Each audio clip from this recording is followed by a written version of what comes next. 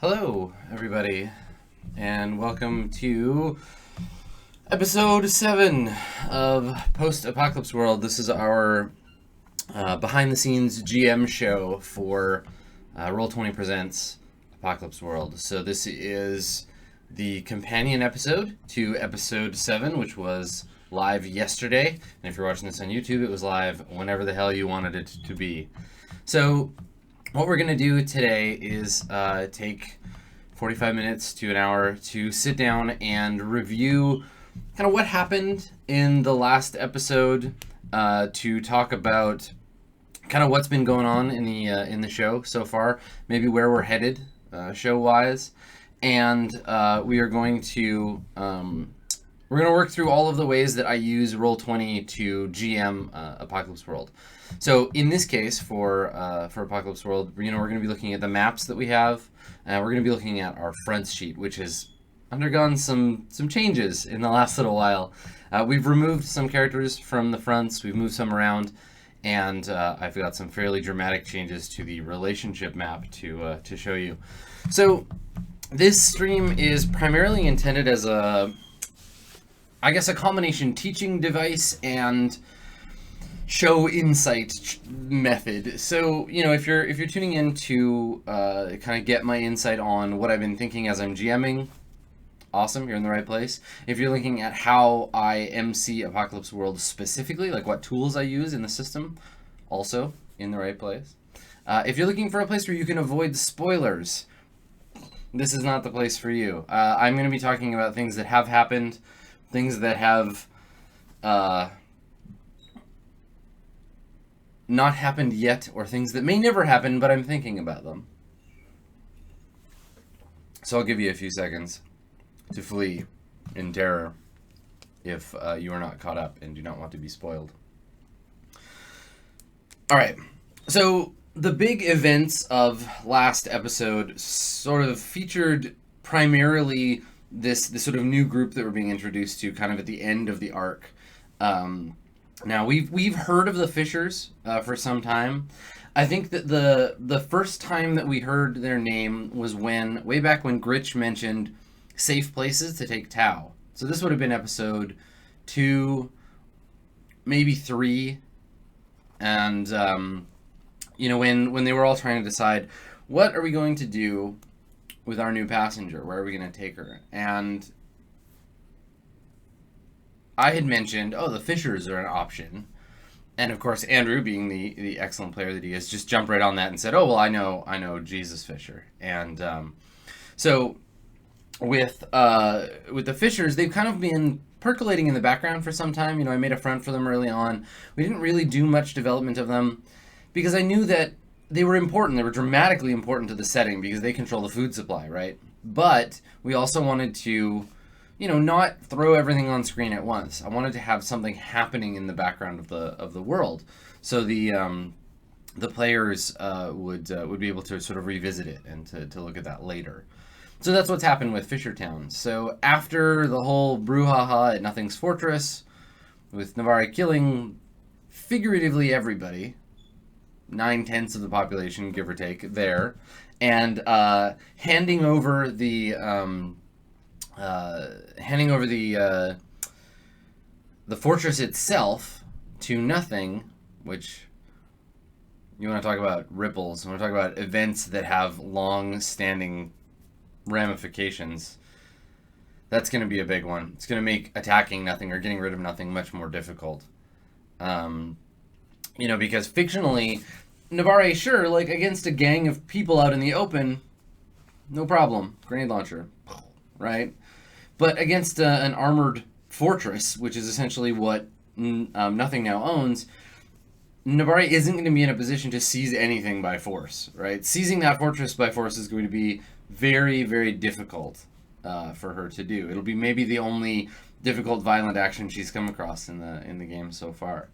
So, I think that's a big turning point. But after all that, the character sort of limped away in search of somewhere safe and ended up in Fishertown. Now, it stands to reason that Fishertown is safer than Nothing's Fortress, but I'm not totally sure about that yet. I think we'll have to wait and see. some interesting things that we revealed in the last episode, kind of as a group.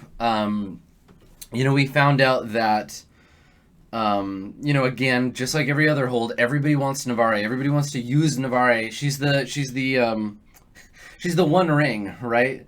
Like, some people are like, whoa, Navarre is a dangerous situation, and we need to keep her as far away from us as possible. Some people are like, we should probably take control of this asset and use it against our enemies. And so it's going to be this situation where, again, because Navarre is so, like, I wonder what would happen if Frankie died or went away. Like, what if Navarre didn't have anyone giving her orders? What would she do? Would she just attach herself to someone else, like Jericho? Like, what is a gun without a hand to wield it, right? And I'm curious to see if Navarre stays. Like, character development is an interesting thing, because in Apocalypse World so far we've seen Gritch kind of get deeper into this whole idea of what is the Maelstrom and what does it mean to be alive in this world. Gritch is kind of mainlining the weird for us. Frankie, we're seeing maybe the most human character development from Frankie, right? Like, we're seeing her lose her authority, lose her control, fall, end up in a bad place with nothing, and try to, like, pick herself back up. And she's trying to be more like Navarre. But Navarre is this, like, one-directional, like, she is like a bunker buster heading straight for the target, and can't be dissuaded. And it's interesting to me seeing the characters develop in this way. Especially in the absence of Smith July. Seeing Gritch have to take over that role in a lot of ways of like talking to people and engaging sort of socially, which hasn't worked out for them much so far. So, that's a thing that we've seen a little bit of. We've seen some of that character development. We've seen some of like the ongoing drama around what is to be done with this nuclear bomb called Navarre, right? And on top of all that, we got a little bit more of the sort of sense of the Fishers being a larger family unit, and what it means to be a family in this world, right? Because we haven't really seen too much of that. Like, there's themes of family throughout the game in terms of, Mercer. Like, we started right from a sort of sibling space where it was like Mercer and Tao, right? They're sisters. And then we added Nothing to that, and that family has sort of been growing. Big revelation from the last episode. Gritch and Nothing are siblings, which is interesting. It implies a lot of stuff. I mean, these revelations are so interesting to me in terms of memory within the context of the game. If you grow up with someone, if they're your sibling by right of growth and time, is that different than someone who you just learn you're related to? Does it matter, right? Like, I'm curious to see if Nothing knows that Gritch is his sibling or not. I think maybe that's one thing he's forgotten, right? Because Nothing, we know, remembers things by consuming them, and that's a memory I don't think that Nothing has had a chance to absorb yet. And is Gritch going to act any different now that they know that Nothing is their sibling? I love, too, that the characters in the game are kind of going after Nothing. Like, Nothing has taken this sort of villain role, but Nothing is directly opposing the force that's trying to colonize Earth, right? This colonization force, this dimensional alien whatever that's doing all this bad stuff to the world. Nothing is standing in direct opposition to that. And to an extent, Gritch is as well. So I'm curious to see where the three of them kind of end up aligned. And at what point will Frankie and Navarre stop going along with what Gritch says, right? Because early on they established, when Gritch talks about the weird, we all listen. So I'm curious to see if that stands up to the test of time and of violence and of strangeness. So let's take a look at kind of what assets we're working with here in Roll20. So, if you've been tuning into the show for a while, this is a familiar site. You've seen this map before. But if you've been watching the GM turn, you know that this map is actually a modification of this Vancouver Archipelago map that I found and have been using for a while to manage the game. So, you know, we can see where various things are, and I can use this to compare and contrast to actual like Vancouver. It's interesting. This area where the Fisher's Water is. This area, there's a sunken amusement park somewhere in the Fisher's Water, which I would love to be able to introduce later on, but we may not have the opportunity. I'm just gonna make a note because that's the thing I just remembered. Yeah, the Peony is around here somewhere, and that would be a really cool thing to show off. So I've been using this map primarily to track, you know, locations. We haven't added anything new in a while because the game is sort of tightly focused on this little section of things, on what was formerly Jericho's, on the Clave, Mercer's. Like, we haven't really had the need to add any new stuff because this is not really an exploratory kind of game. We certainly have the option to do so, but something that I want to continue doing and have done so far is expand and modify the weird zones. So I've got these red circles to indicate to me kind of where the strangeness is spreading. And these are areas where the occupying force, the alien invasion force, has broken through the fabric of our reality and started to bend it to their own needs. It also has a mechanical effect. People who die in these zones get replaced with Maelstrom clones. And I've started to track that more specifically, and I'll show you that in a minute.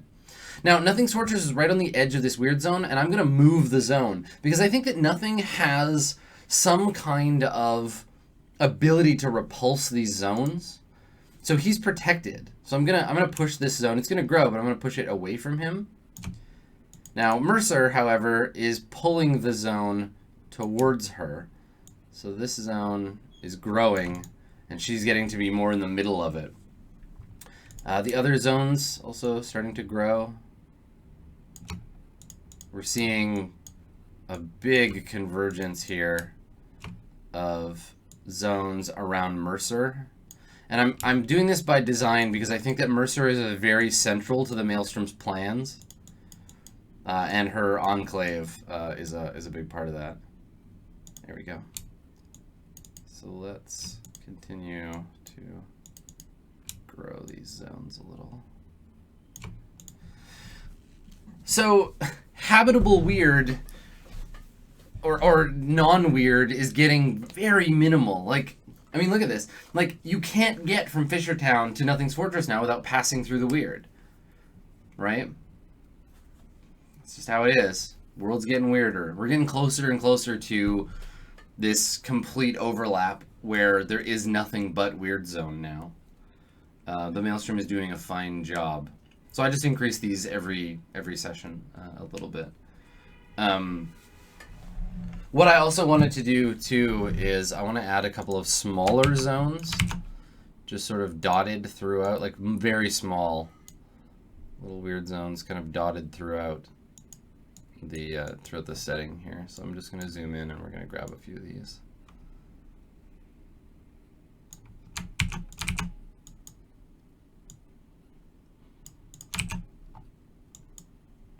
And this is for me just to indicate that, you know, each zone is a bit different in the way that it is weird. Some dilate time, some might have strange fauna or flora. And I've also, a seed has been planted, I think. Just a tiny little weird zone. Let me zoom right in. Just the tiniest little weird zone. If I can grab a hold of it. Here we go. Inside the waters. Okay, cool. So yeah, world getting weird. It's starting to look like missile strike locations. So this is the ever-encroaching effects of the apocalypse kind of taking over. If they're going to go attack Mercers, this means going through a weird zone, like directly into one, and into kind of the heart of the weird. Because I think that this zone is probably the strongest of the weird zones. I think that it's... I wonder if I can, yeah, I can change the thickness of these rings. Cool. Okay, good. Yeah, so this is the center. This is where the chaos is spreading from. So we're gonna start using that as the epicenter as we go along. You know, and this doesn't mean that we don't add additional zones to the world, because I just did that, or additional areas. Like, there might be enclaves out here we haven't seen yet. The raiders might come in from outside. There's probably people living in other parts of the setting. We just haven't seen them because they haven't been on screen yet. Doesn't mean they don't exist. So let's take a look at the other big important map. And I love this map. This map gets more and more confusing every time I work on it. All right, so let's zoom way out. All right, here she is. This is the Grand Apocalypse, Damp Apocalypse relationship map. So I've started adding, because I need to start tracking things a little bit better. I've started adding emoji to these maps to help me decide, figure out like who's what. So if someone is dead for real, like blown up, dead, died outside the weird zone, like Burke, Newton, Renfrew, Iona, Third, Jericho, all of these people get a little skull next to them because they're dead and I'm not bringing them back, right? They're toast. Everybody who has been replaced by the Maelstrom already gets a little swirly next to them. So if they died in a weird zone, they get a little swirly guy next to them, right? Tau came back, then died. Exit, died. Mercer died. Literally everyone in Mercer's hold is a Maelstrom replacement. So use a little tornado swirly for that. Navarre and Frankie, I don't know. Remember, they disappeared into the weird and came out all clean and perfect, but we don't know if they're replacements or not. And Gritch has never really asked. I think they're probably not. So these are things that I've added in. Also, this section over here is all brand new. So in the last session, we met Jesus Fisher, who's our archivist. And we learned about Jesus' acolyte, Judas. Judas is Jesus' little buddy. We learned about Silas. Silas Fisher is the last survivor of a boat called the Wanda Fuca. Now, we don't know this on screen, but Silas's boat, the Wanda Fuca, and his parents, they're why the Fishers stopped feeding Jericho. Because Jericho raided the boat and attacked the Wanda Fuca and killed everybody on board. And I think that's because nothing told him to. And I think because maybe Silas's parents were Maelstrom replacements. Something like that. Anyway, Silas is wounded. And you'll notice there was a theme throughout the Fishers of maiming or wounding. So Silas is missing an arm. Satan is badly burned. And I think that one way in which people are protected from the Maelstrom, from being replaced, is if they have a near-death experience that almost kills them but doesn't. So Satan, being horribly burned, maybe can't be replaced now. Silas was taken away from the Maelstrom. This is why when Gritch asked the Maelstrom about Satan, they got that splitting headache and could only feel hate, right? Oh yeah, I need to flip some of these. Again, this is, I adjust this so often that some of these are like this one. Jericho was not maimed by Silas. It should be the other way around. This should just say maimed. Don't worry about the details. This just helps me keep all of this stuff kind of arranged right now. So anyway, we met Jesus. We met Judas. We met Satan. I think Satan was one of the big NPCs that really kind of like mattered to this session. Satan Fisher is the war master of the Fishers. Satan might be related to Jesus in some way. They're definitely close, but we're not sure how. Satan was horribly burned in an accident or an attack or something caused by nothing, and either caused directly by them or their responsibility in some way, Gritch and Nothing's reason for being excommunicated by the Fishers. So Satan is the one that wants to go to war with Mercer. Satan recognizes and has been having dreams about the Maelstrom, and it's Satan's enemy is the Maelstrom, and that Mercer is responsible. Mercer's a big deal. So in a way, Nothing and Satan want the same thing. They're both trying to guide the PCs to attack Mercer's hold. I'm really curious about, what they're going to do with that revelation, right? Because by doing Satan's duty, doing Satan's work, they're actually serving Nothing. So that's a thing that is worth keeping an eye on. So Satan is served by a number of minions. Abraham is one of Satan's minions. She's a badass. I didn't put her dog on here, but she's got a dog named Gamora. We met Jonah, the frustrated mayor of Fishertown, who's served by Abel and Samson. Served by Lilith, who's the lady of the nursery. We also saw, I think, one of our first babies, our first child on the show so far. So that's kind of cool. I think that Lilith is related to Nothing and Gritch in some way, but we're not clear on how. That hasn't really been shown yet. And we definitely know that Nothing and Gritch are siblings. I put down here siblings / hate each other. So, this is my relationship map. It is getting complicated. I don't know that between now and the end we're going to add too many people. I think it's going to get more complicated just simply because things are going to get connected. But I don't think that we're going to add too many more folks to this between now and the end of the campaign. So I use this tool. I build it in a piece of software called OmniGraffle, and I use it to help me mentally map out who's related to who. So if I go, back into my notes and I say, okay, Metropolis, who is Metropolis, and I can find her on my map, and I can see, oh, she's the boss of the Clavers, she's wary of Frankie, and I can see how she fits into the, into the map. As you can imagine, games with more NPCs, these get to be more and more complicated. Just wait till you see the one that we're going to build for Burning Wheel. Because Burning Wheel, by default, you create characters that have relationships built in. So I think it's going to get expansive. It's going to take up several... This is going to be poster-sized for that one. This is just a small, intimate world of very tangled circumstances. So Apocalypse World gives us tools for managing these characters. It gives us a way to mechanize the onrushing threat in the game, and then those are our fronts. Now, I need to change someone or add someone to a front. I've recently changed the color on these to help visually distinguish them, because I had a viewer ask me if I could change them to blue because they were having some color differentiation issues. So I think that's fine. That should be enough difference. And what we want to do here is I need to put someone on this front. We have a special front. So back home, the home front is where we normally would keep everybody who isn't attached to a front yet. But now that we've opened one of the moves,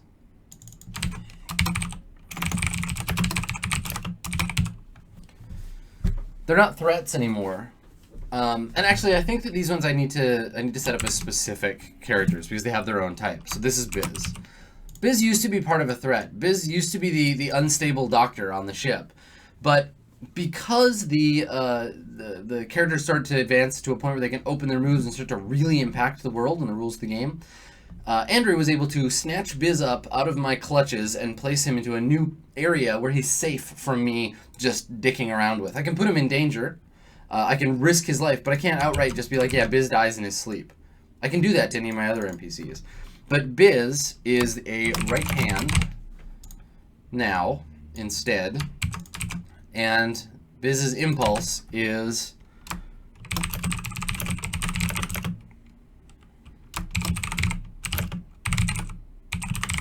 to follow through on Gritch's intentions. Biz is Gritch's right-hand man now. So I can't go after this. Biz isn't a threat to them anymore. Biz is someone who can be trusted, more or less. They're still going to make mistakes, and Biz is going to have problems and cause problems, but I can't use them as a weapon against the PCs.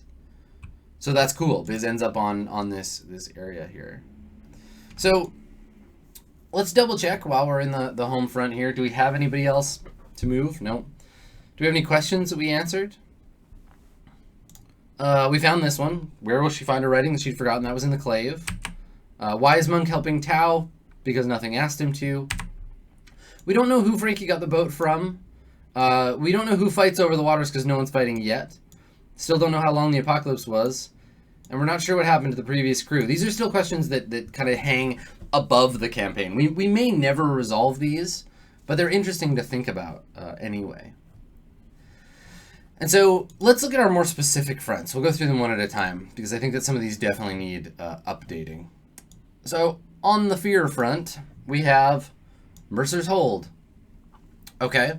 So I think we can stop talking about Maelstrom Mercer, Maelstrom Hugo, and Maelstrom Monk because that's all there is. There's just those three. So let's go and add them in.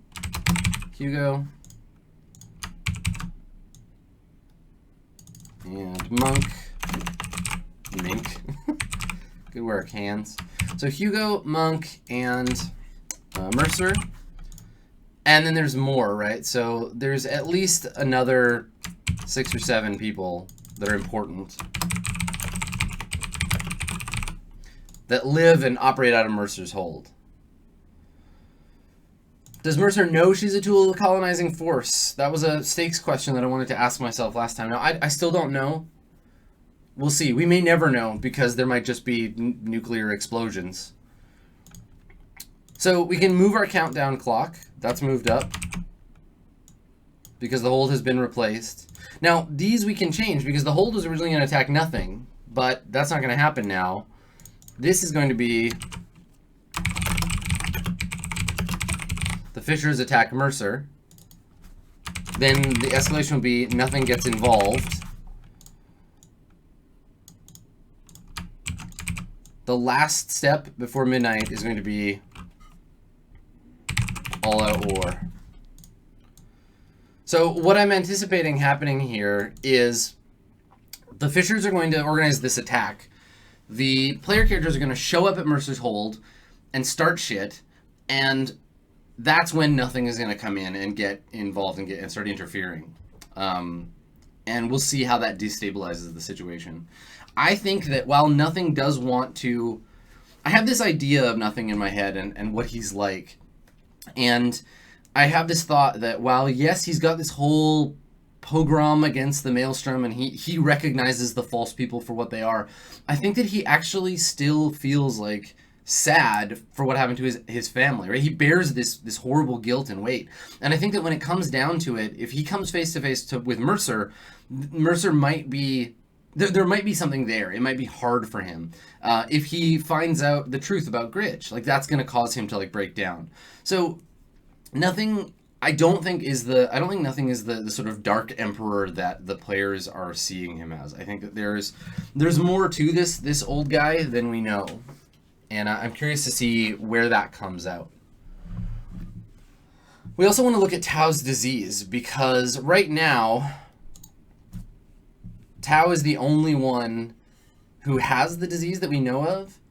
Now, I think that what's interesting to warrant here is that Exit might also have it, because Exit was Tau's lover after she was infected, I guess, by nothing, which is gross. So the copy of Tau, or the copy of Exit, is somehow broken, or somehow deficient in some way. It's been corrupted, which is what Nothing wants, right? Nothing wants to use the disease to fight off the copies, right? And to destabilize the Maelstrom. So Exit is actually a part of Tau's disease instead of Mercer's Hold. So Exit is somebody who's going to be very important soon if he doesn't just get caught up in the firefight. I wanted to add a custom move. So I've been thinking about this. If you have intimate contact with someone with Tau's disease, you get the disease. But also we added a new move in the last session. So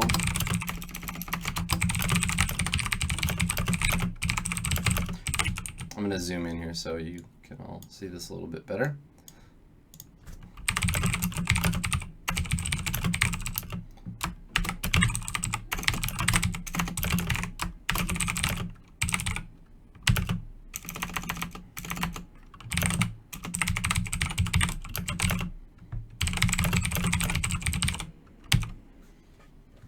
Okay. On a 7 to 9, you fight yourself the disease. I know you can't see this now. Take 1 harm. On a miss, you're infected. Okay, so let's break this up so that we can actually fit it here.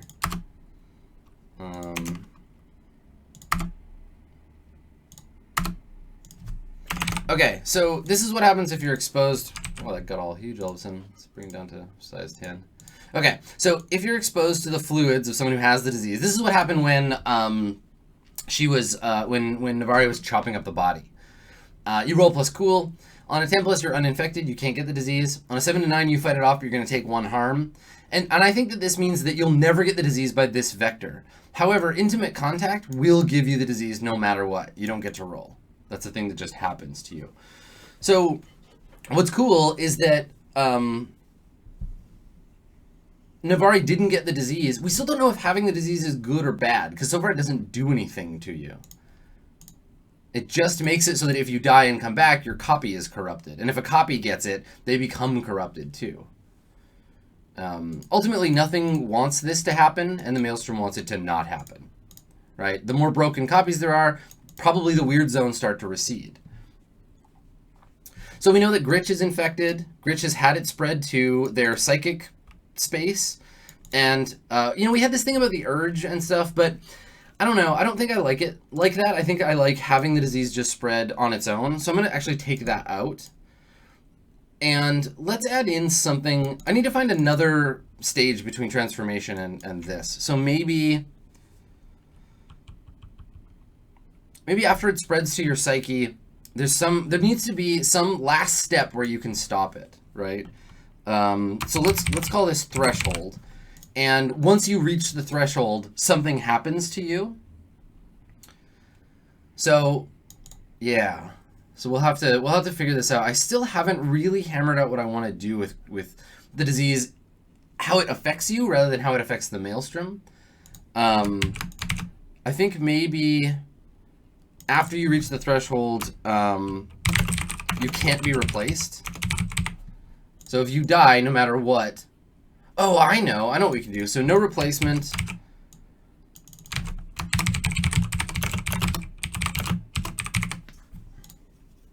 Unaffected by the weird zone. Maybe at the threshold. See, I don't want to cripple Gritch. I don't want to be like.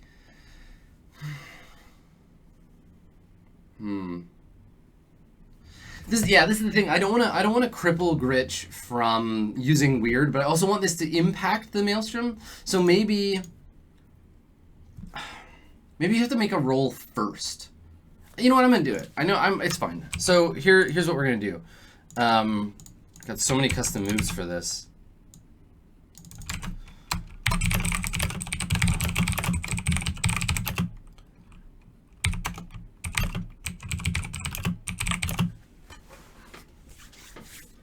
Let's see, once you reach the threshold, if you want to roll plus weird, defy danger first.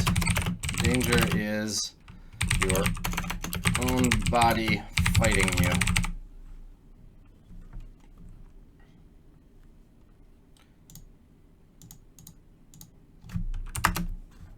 Cool. All right, so this time, so now, we'll say now Gritch is at the threshold. So from now on, and chat, you got to help me remember this. I'm going to make a note that Gritch has to roll Defy Danger before they can roll plus weird.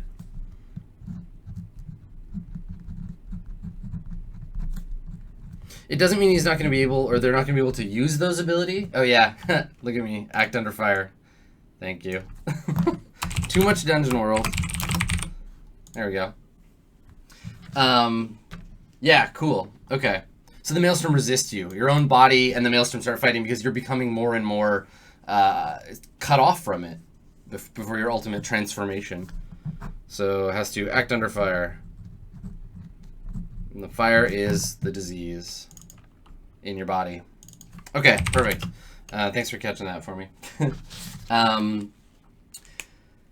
Cool. Okay, and the other thing here, someone was asking, so what is it, how is the disease transferred? And I think that right now there's something to do with bloodline, with like being related to nothing, right? Because the only people that we've seen that have had it in an easy way is Tau. He never got to do it to Mercer. Gritch is related to nothing, so actually maybe Exit doesn't have it. Maybe you can only get it if you're one of their bloodline. That's a question. Let's ask that. So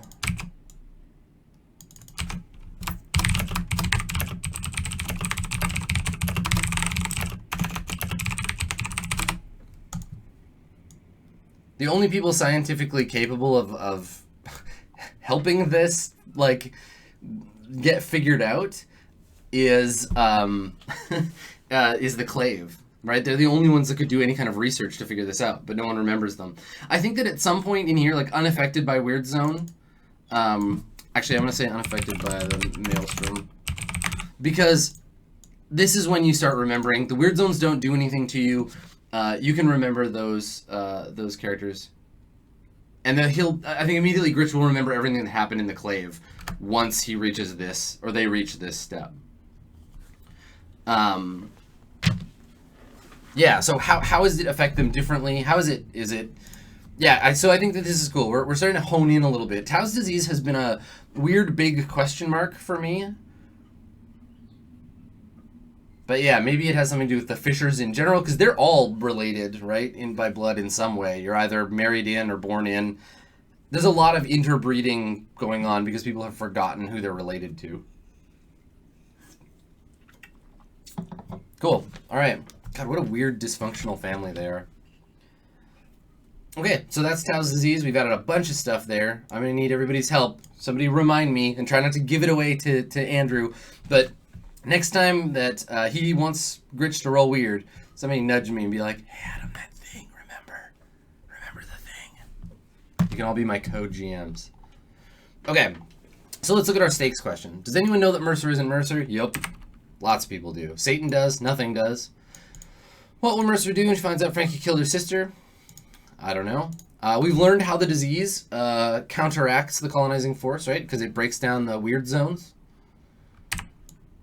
Will the disease take away Gritch's powers? Yeah, probably.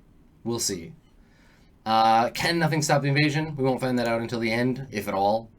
What is the exact set of parameters for the infection? We're getting closer to that. What does transformation look like? How does the disease affect copies? We know that. Where did the disease come from? Somewhere in the Fisher's bloodline. What's the connection between Mercer and the Minotaur? They're both servants of the power. The weird zones are repelled by Tau's disease, I think, or affected by it. Cool, so we've answered lots of questions here. I have a few more, though, like...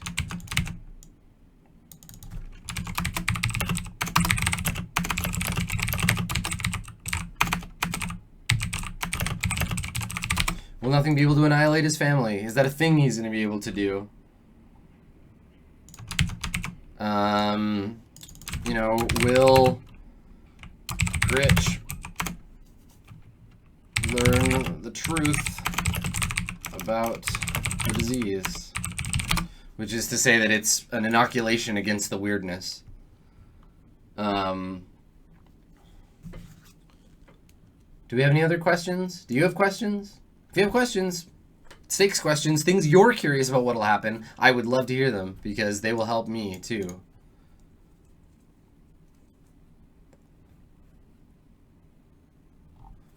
Let's see. So I also want to know what'll happen.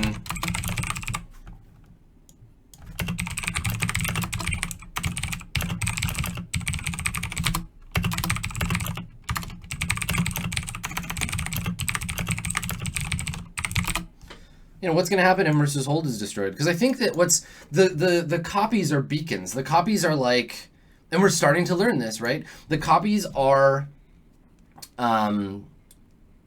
they're like beacons for the signal of the weird, right? The more copies we have, the weirder the world gets. So, destroying those copies means reducing the weird's ability to spread. Did anyone escape the hold before being converted? Oh yeah, that's a good question. So, did anyone in the hold not get replaced? Right? Is there anyone still there that's human and not a Maelstrom copy? Very good question.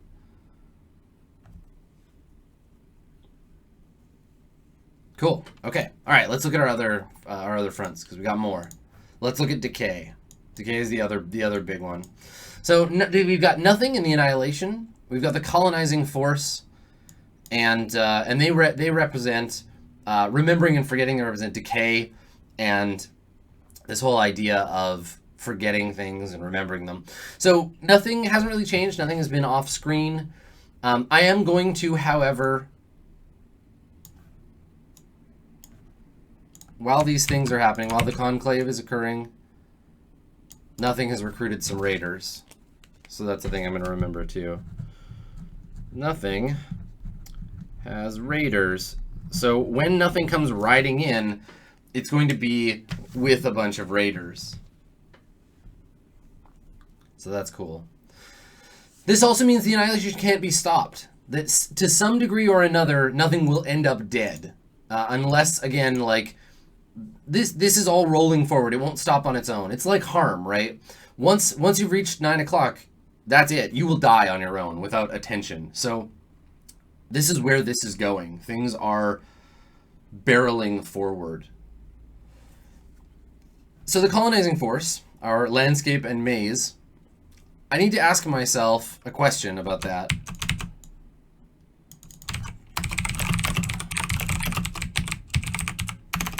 What lies beyond the maelstrom? Because I know Gritch is going to ask. Because Andrew can ask me that now.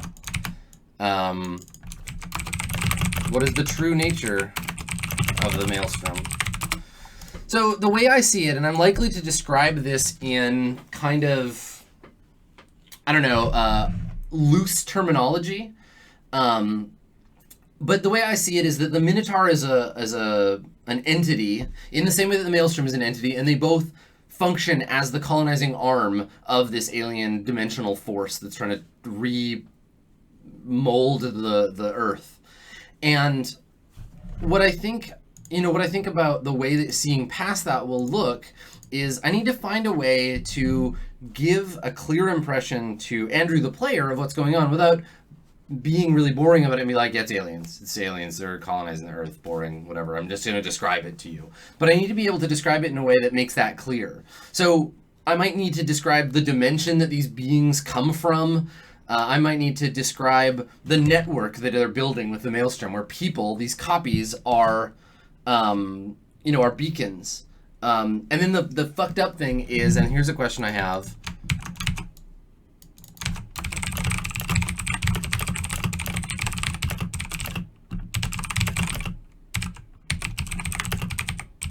What's Gritch gonna do when they realize they're making the maelstrom worse? So, like, okay, Gritch, you learn the truth, but the truth is that you are partly responsible. And if you want to go way back in the episodes to when we were talking about how what does Gritch seek forgiveness for?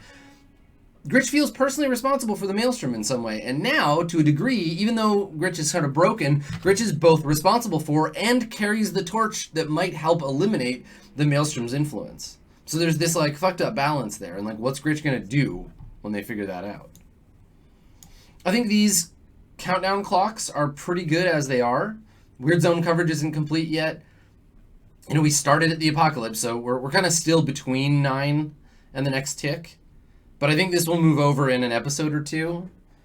Then things are going to get real bad, unless the PCs fight it. The Annihilation has begun.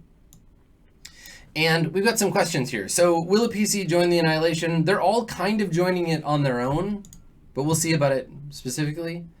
What does the cult know about Frankie's past? We don't know. Frankie's never asked. How does the disease foil the copy process? We know that. How is nothing a threat to the clave? At this point, he's not really. There's a bunch of clave questions here, but, we don't really need to answer them. I'm less curious. So what did nothing take? We still don't know. I'll probably end up just asking Frankie at a moment where it's really important. Why is annihilation a solution? We know that now, because if you kill all the humans, then the Earth at least survives. What will the Force do to stop nothing? Try to kill him with Mercer. So we know the answer to that. What role will the Fishers play? Well, we know that. And now we just have to answer the bigger questions. That is a good question, Tristray. How did nothing motivate the Raiders? What did nothing? I like this phrasing. So, what did nothing offer the Raiders in exchange for the raid?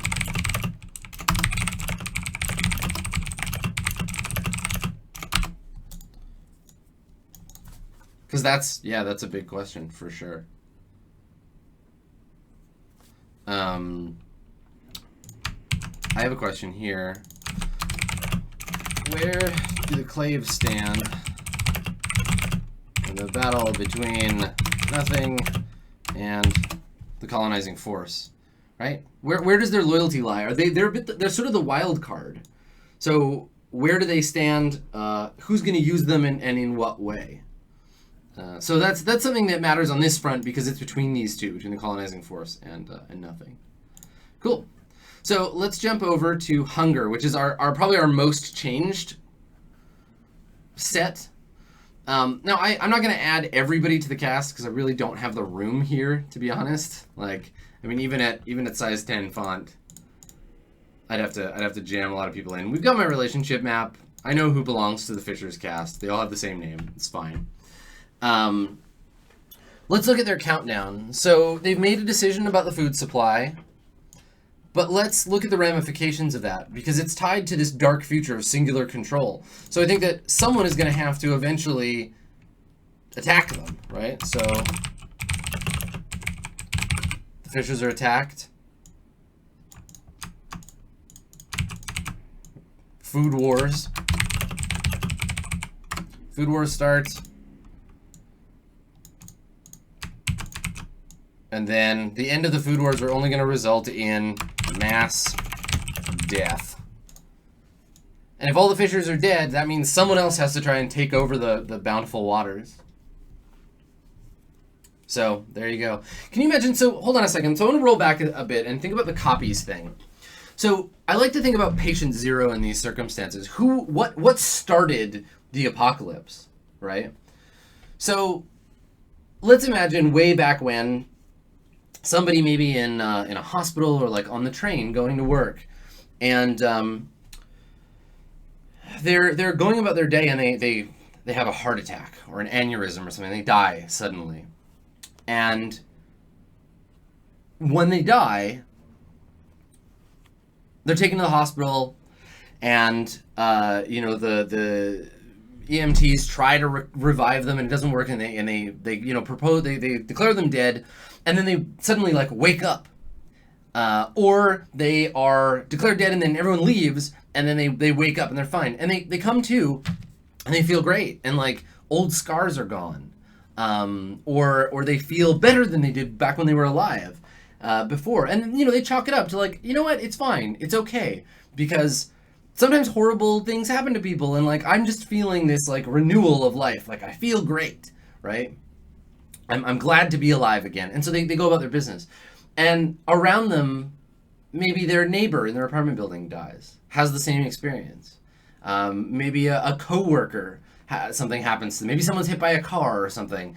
People around this person die, and the same thing happens to them, and the zone starts to spread. And people start to forget things, right? Where there's one person somewhere who was just in the wrong place at the wrong time and stood in this gap between our dimension and the colonizing force. And when they died, the colonizing force snapped them up and replaced them with someone else. And so slowly over time, these people, and this is happening maybe all over the world, these people are starting to create their own tiny weird zones. You drop a mug and it falls off the table and breaks, and you think you're hallucinating because you see it fly back up onto the table and recompose itself. Or like colors start to seem weird to you, and people start to notice that they can't hear properly, or weirder things start to occur. And then things start to break down. People start to forget really important things. And eventually we end up where we are now, right? And so there's this whole thing about like clinging to this shred of unreplaced humanity that some people still have. or whether you just want to give up and just be the copy. Maybe we're fighting a thing that we shouldn't be fighting, right? Maybe the Maelstrom does have our best in mind. Like, look at the people, right? Like, the Fishers made a human decision to not feed anybody anymore but themselves, right? So these two fronts are tied really closely together to that idea, that, like, closing ranks, the betrayal of the Bountiful Water, because even if they win these food wars, the Bountiful Water is going to dry up. We almost can't do anything about that. So let's see what questions we have about the Fishers. So what does the record contain that'll change the way they see the world? We don't know. We don't have questions. We don't have context on that yet. Will a PC become a Fisher? We've already got one. What does the record say about the PCs? We know that. Are any of the PCs already Fishers? Definitely. So what did Jericho do? Blew up a boat. What's Mercer's relationship to the Fishers? I mean, we know that now. Mercer's not a Fisher. Mercer's not really related. Stuff like that. So we can take that out. And this is what happens in Apocalypse World, right? Is that the idea is to answer these stakes questions as we play. And so we're running out because we're coming up on the end of the game. We're learning the answers to the questions that we've had the whole campaign through. So let's see what else we got. Who will the Fishers use to defend Bountiful Water? The PCs. We don't know why they're the exclusive users of the Bountiful Water. We don't know what that's about. And we don't know what people will do when that water dries up. We know why Satan is hoarding medicine. Because it's for a war.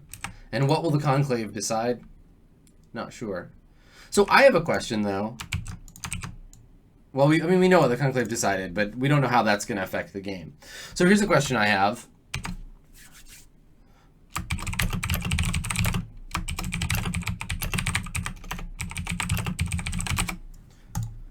Why is Satan dreaming about Mercer and killing them? Like, where is that coming from?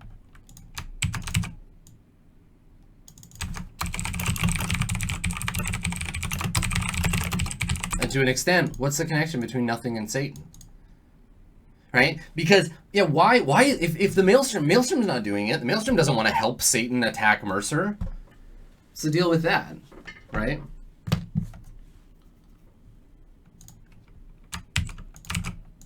That's a really good question, Primarch. Because we gotta remember the unweird stuff too. What will Jonah do to regain control of the hold? Right? Because Jesus Christ is being a dick, and Satan is being a dick, and no one is respecting. Jonah is the mayor, so Jonah's gonna do something stupid. Jonah's gonna do something really dumb to try to be like, no, I'm in charge, and it's just a matter of time before we see what that is.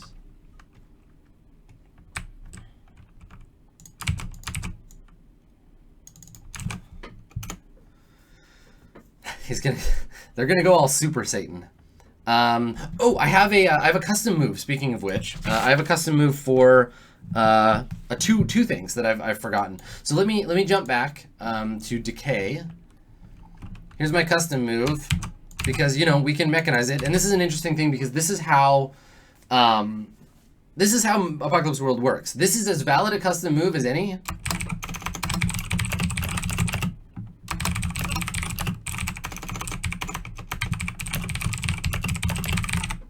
That's a thing now. This is a thing that happens. It's always been true, but this is the move that makes it that way.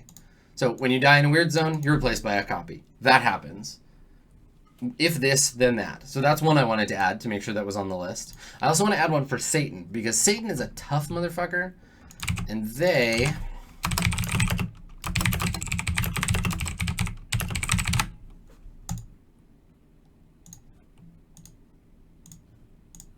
So let's talk about this custom move for a second. So in case you can't say it, or you can't say it, in case you can't see it, let's take a closer look. So when you go aggro on Satan, don't. You can't. You can't go aggro on Satan. That's the thing. So the reasoning here is that some people are just too tough to be fucked with, right? And you can make NPCs like this, where it's like, you can change, like, when you seize by force, take 1 extra harm from Satan. Or when you deep brain puppet strings Satan, or you deep brain scan him, you take one extra hold, but they get a hold on you, right? You can modify the ways that the player's moves work on certain NPCs. So you can do things like making someone go before they do a move, they have to act under fire first, or you can swap their moves. So when you when you go aggro, I could say when you go aggro on Satan, use cool instead of hard, or use weird instead of hard. You don't have a choice. Like, that's the part of you that comes to the fore. But I like this one. So you can't go aggro on Satan. And what this does is it puts you in a position where you only have two choices with Satan. You have to manipulate Satan, or you have to kill Satan. You cannot threaten Satan. Putting a gun to Satan's head and being like, do what I want, doesn't work. You can't do that. It just doesn't trigger the move. But you can still do other things. You can still manipulate them in other ways. And so somebody was asking me, how does this custom move interact with viewing NPCs through crosshairs? In fact, this puts Satan in deeper crosshairs because I'm not protecting Satan. I'm saying you have to go all in or fuck off. So Satan's more likely to get killed rather than threatened. And in the whole idea of, I'm going to go aggro on you and what I want is for you to die, you can't do it. And I'm going to have to describe this by being like, if someone were like, okay, I get up on the roof and I point my sniper rifle at Satan, I can be like, Satan turns and looks right through the scope at you, and you find yourself shaking too hard to be able to fire. Like, Satan is a badass motherfucker, and you can't go aggro on them. Which I think changes the cadence of this NPC. So that was one thing I wanted to add. And again, remind me, please, if you are watching this, if I accidentally let a player go aggro on Satan, remind me of this. Be like, no, Satan's a badass motherfucker. That shit's not gonna fly. So I think that's pretty much it for me for prep. Like, I'm basically ready. And that's what I love about Apocalypse Engine games, is with just like a little sitting and shooting the shit with you guys and like working on these fronts, I get prepped for the game. I'm ready to go. It only took me an hour, so I can keep playing and I can focus on, what's fun about the game, which is like actually engaging with the mechanisms. I mean, this is fun too, but it's a different kind of fun. I did actually just think of a quick thing that I wanted to do. What happened to Satan? Like, why is Satan so burnt? And then also, what did Nothing and Gritch do to get cast out? Okay. Little Fisher pun there. Cast out. All right, cool. So that's it. That's it for me. So what I want to kind of stress is that, like, this is easy stuff to do because all I'm really doing is brainstorming, right? The game focuses not on answering questions, but on asking them. So, if you're feeling like you want to GM a game, you're not really sure what kind of game to play, you're worried about learning a bunch of rules, play an Apocalypse Engine game. Play Apocalypse World, play Worlds in Peril if you like superheroes, play Dungeon World if you want to do dungeon crawls. Like, play one of these games because the way that they're engineered is it puts a lot of the weight for the rule stuff on the players, and it allows you as a GM just to kind of like spitball and brainstorm. And you don't have to make all these decisions in advance. And you can pick up little things as you go through your life. Like the whole thing about Satan being burned and like hot to the touch and all that stuff. That just came from me hanging out with a friend of mine who had a really bad sunburn. And they were like, this is driving me crazy. I'm hot all the time and I want this sunburn to go away and I want to get better. And I had that stuck in my head, in the back of my head, and it just kind of came out in the game. So because I'm not focused on remembering grappling check rules and stuff, I'm able to let my brain float a little bit and kind of handle these things in a little bit broader way. And then having organizational tools like the front sheets and my maps and stuff in Roll20 lets me organize this in a way that kind of makes sense in my brain. So maybe it'll work for you too. So don't be scared. GMing is awesome. It's super fun. You can do it. So thank you so much for coming. As always, if you want to tune in for more of this action, just throw us a follow right here, twitch.tv, Roll20 app. And on Twitter, at Roll20 app. And you can follow me personally at Skinny Ghost on Twitter or on twitch.tv/Adam Coble. I host all of the other shows that I do. We're going to be starting up, of course, Burning Wheel very soon, which will have its own show and post-show. I'm super excited about it. We're talking in the background right now about aesthetics and what we want to do for that. So I'm really looking forward to having a bunch of like images and stuff that I can show you to be like, this is what our world is going to look like. I think it's going to be very cool. So keep an eye out for that. And we will see you the next time that the world is ending. So Thursday, 11 o'clock, next episode of Apocalypse World. Tonight we have a special presentation. If you missed it last week, my presentation about Burning Wheel, I did a slideshow. It's about an hour long, describing why I love the Burning Wheel so much. We're going to re-air it here tonight at 5 p.m. Pacific, and then it'll be on YouTube on the weekend like the rest of our VODs. So thank you so much for coming. Have a great weekend. Hopefully we'll see you again this evening for the show. If not, see you next time. Have a good one. Later.